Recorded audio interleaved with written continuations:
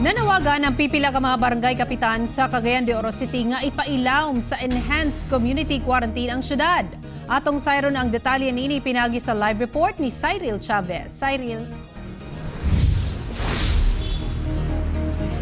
Sara, gihimo kini sa mga kapitan tungod na balaka sila nga mukaila pa ang COVID-19 sa syudad. Labi na karon nga dunay local transmission.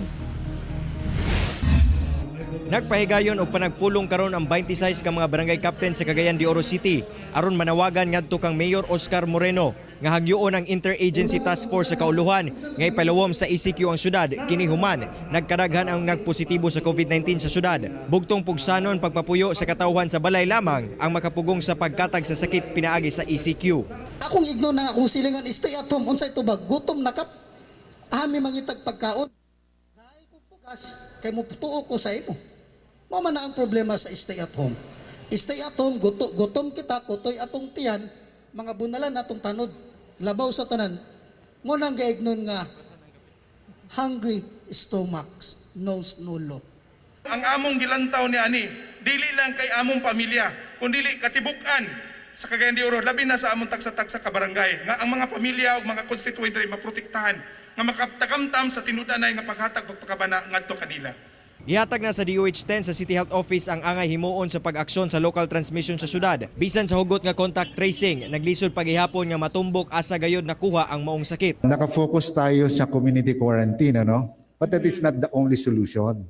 We also have to continue the other mitigations and containment measures that we have. Sa containment, yun ba yung testing, tapos isolation and quarantining, isolating. Apan gibarugan ni Cagayan de Oro City Mayor Oscar Moreno nga dili pa angay ipalawom sa ECQ ang syudad subay sa Executive Order number 112 ug Omnibus Guidelines. Ginahimo kuno sa syudad ang tanan aron masigurong mapugnan ang pagkaylap sa maong sakit. Pangutana gyud no nakasabot ko diyan na but then of course sa ako unsay decision sa IATF walay problema no we will abide.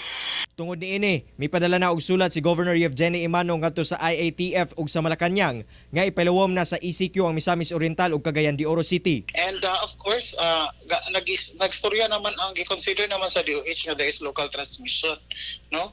All the more nga kinahanglan siya i-contain and all the more the measures should be more stringent now.